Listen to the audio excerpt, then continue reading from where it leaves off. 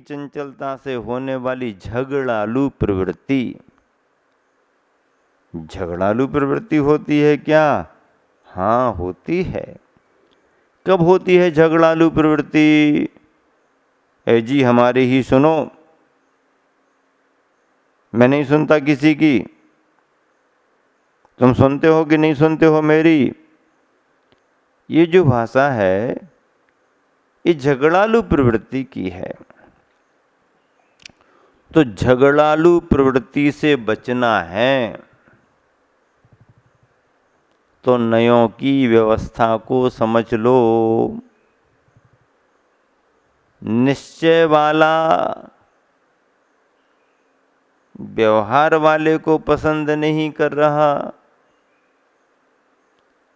और व्यवहार वाला निश्चय वाले को पसंद नहीं कर रहा। स्थिति क्या बनेगी? स्थिति ये बनेगी कि तत्व की सम्यक विचारधारा छिन्न भिन्न हो जाएगी। तत्व की सम्यक विचारधारा, सम्यक विचारधारा में दोनों की विवक्षा है और वह विचारधारा छिन्न भिन्न हो जाएगी। झगड़ालू प्रवृत्ति दूसरों के अस्तित्व को स्वीकार नहीं करती। बात बात में झगड़ना, अपने आप को ही सबसे बड़ा मान करके चलना,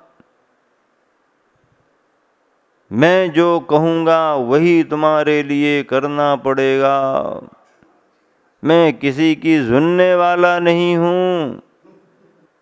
मुझे तो ऐसा लगता है इस भाषा में आगम नहीं बोल रहा है, इस भाषा में तुम्हारा दंभ अहंकार बोल रहा है।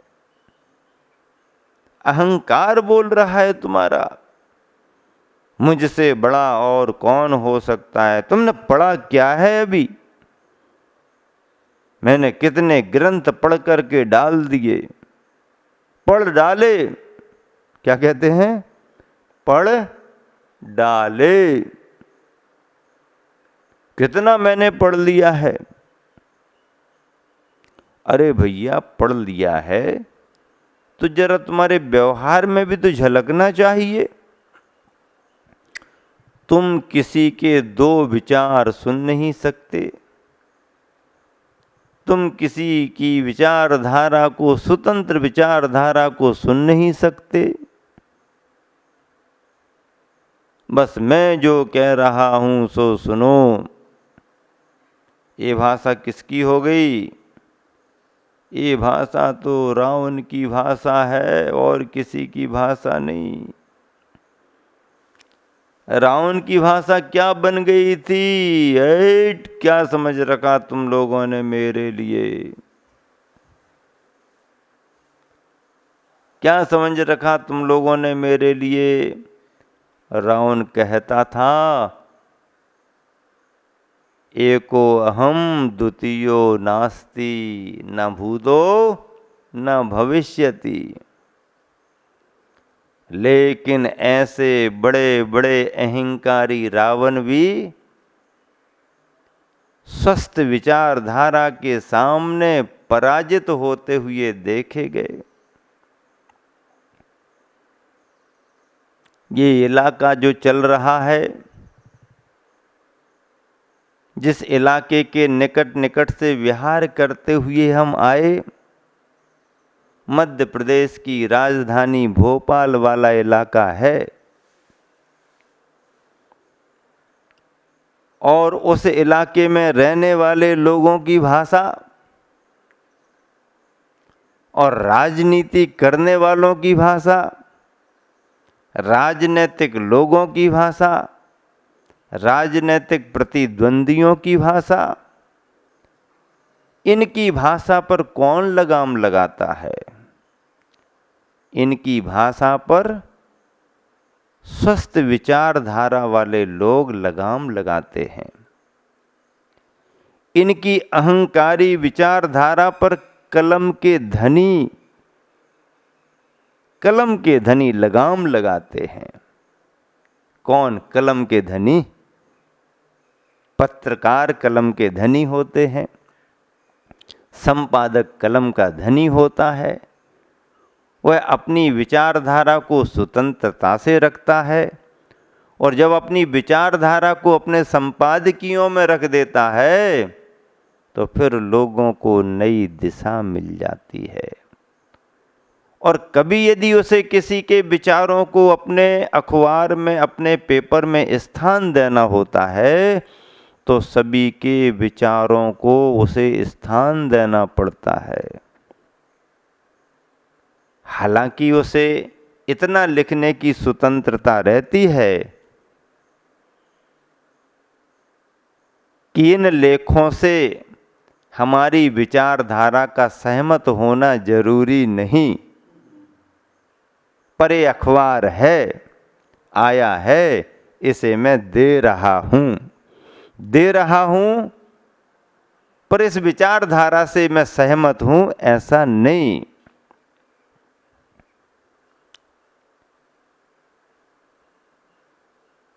आज के संदर्भ में जब मैं गुरुवर आचार्य श्री के इन महत्वपूर्ण बोध वाक्यों को आपके लिए सुना रहा हूं, ऐसा ही कलम का धनी अपनी लेखनी से लोगों में हलचल मचाने वाला रविंद्र पत्रकार भी इस सभा में बैठा हुआ है।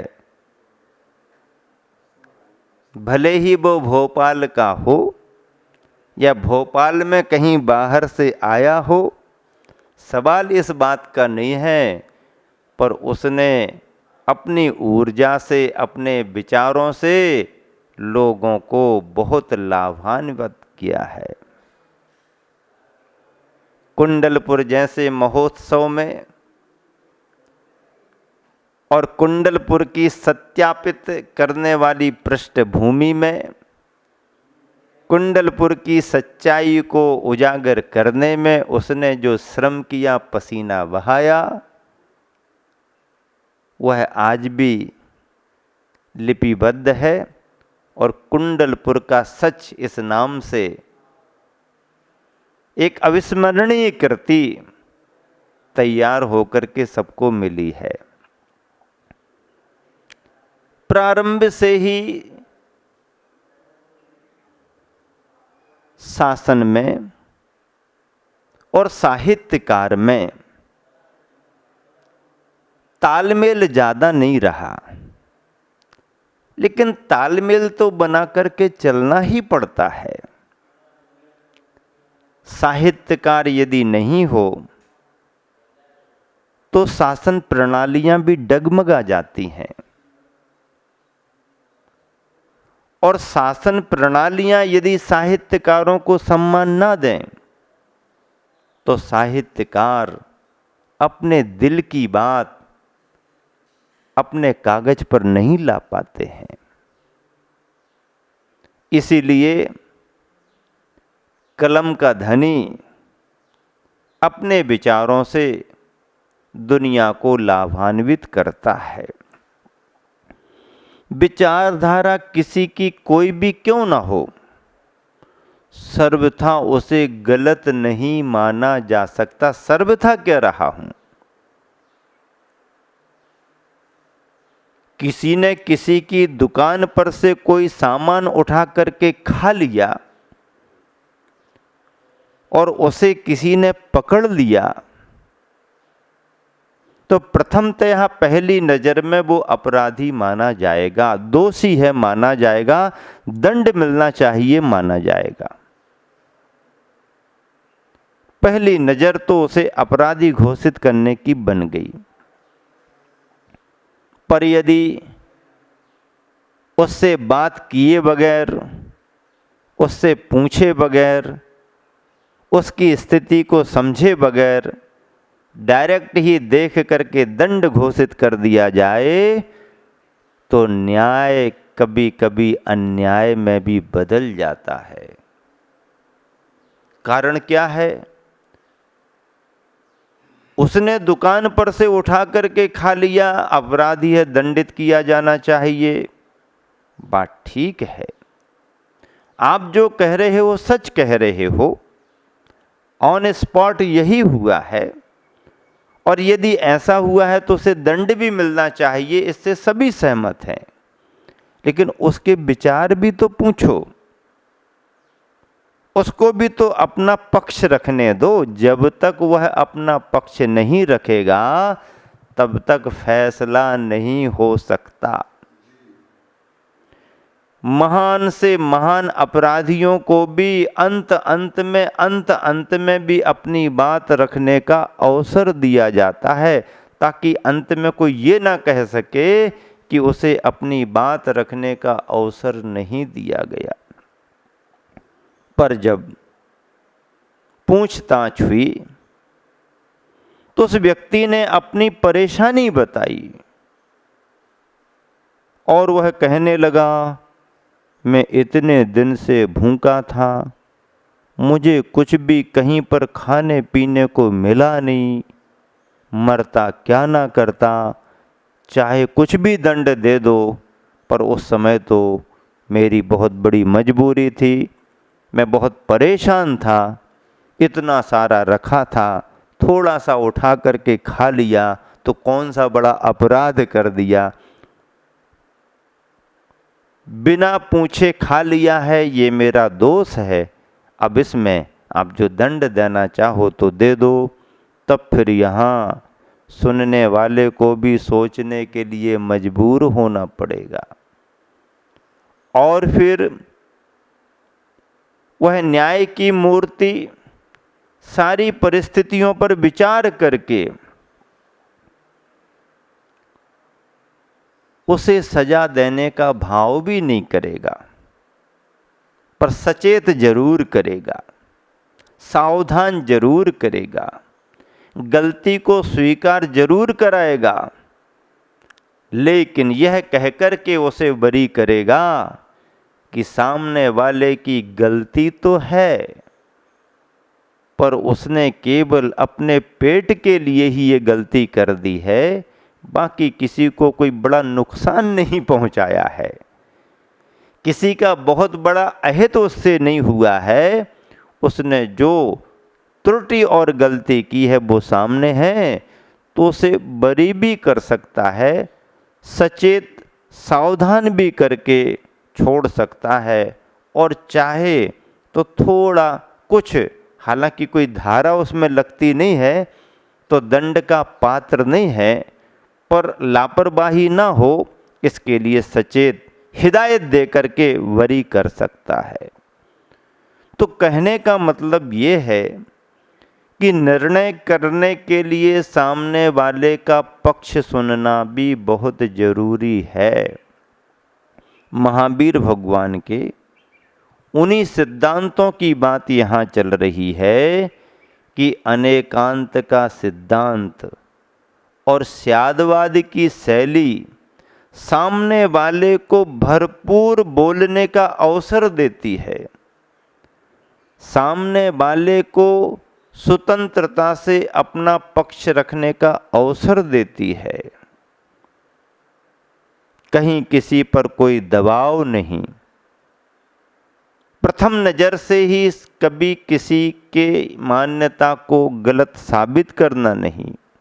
हाँ, सभी बिंदुओं पर विचार करके फिर यदि कथन गलत है तो गलत साबित ही होगा, और यदि किसी अपेक्षा से उसके कथन को स्वीकार किया जा सकता है तो अपेक्षा लगा करके उसके कथन को सहमति प्रदान की जा सकती है।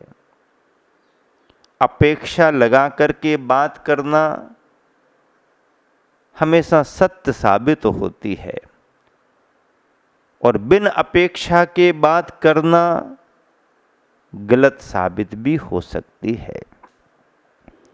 अपेक्षा लगा करके ही तत्व की सिद्धि होती है। अर्पिता नर्पित सिद्धे है, तत्वार सूत्र में सूत्र आया है, अर्पित और अनर्पित मुख्य और गौण, मुख्य और गौण, विवक्षित और अविवक्षित, ऐसे कथनों से ही तत्व की सिद्धि हम कर सकते हैं। महावीर भगवान ने जो सिद्धांत दिए हैं, उन सिद्धांतों में अनेकांत का अपना महत्व है। अनेकांत के सिद्धांत की अपनी गहराई है। अनेकांत के सिद्धांत की अपनी मजबूती, सुदृढ़ता है। उस अनेकांत के सिद्धांत की सिद्धि के लिए जो भाषा बनती है, उसका नाम स्यादवाद है। और ऐसे स्यादवाद को सभी जल्दी नहीं समझ पाते। कई तो उसे शायदवाद समझ लेते हैं, कई उसे संशयवाद मान लेते हैं। उनका अध्ययन पर्याप्त नहीं है, उन्होंने अभी गहराई से उस शब्द को समझा ही नहीं। इसलिए तीर्थंकर भगवंतों की देशना में जो स्यादवाद शब्द आया है, वह कथनचित कथनचित किसी अपेक्षा से, किसी अपेक्षा से, किसी अपेक्षा से जो कथन किया जाता है, यदि अपेक्षा लगा करके कथन किया गया तो सत्य हो जाता है। और अपेक्षाओं को दरकिनार करके यदि अपनी बात कही जाए तो वो बात गलत साबित हो जाती है। और इसी के लिए ही और भी की भाषा का प्रयोग किया गया है। मैं जो कह रहा हूँ वही ही सत्य है, कहीं गलत हो जाओगे। मैं जो कह रहा हूँ वह भी सत्य है, कहीं सत्य साबित हो जाओगे। खरा सो मेरा, मेरा सो खरा हो भी सकता है और नहीं भी हो सकता है, पर जो खरा है सो मेरा है। ये जो सिद्धांत है वह अनेकांत का सिद्धांत है। और इस अनेकांत के सिद्धांत को जैन परंपरा ने ही नहीं, सारी दुनिया ने सम्मान दिया है, सारी दुनिया ने सम्मान दिया है। ऐसे अनेकांत के सिद्धांत को हम सब स्वीकार करते हैं और अनेकांत के सिद्धांत की छाँव में ही जिन शासन का प्रचार प्रसार करने के लिए संकल्पित होते हैं, इसी शुभ भावना से विराम देता हूँ। महावीर भगवान।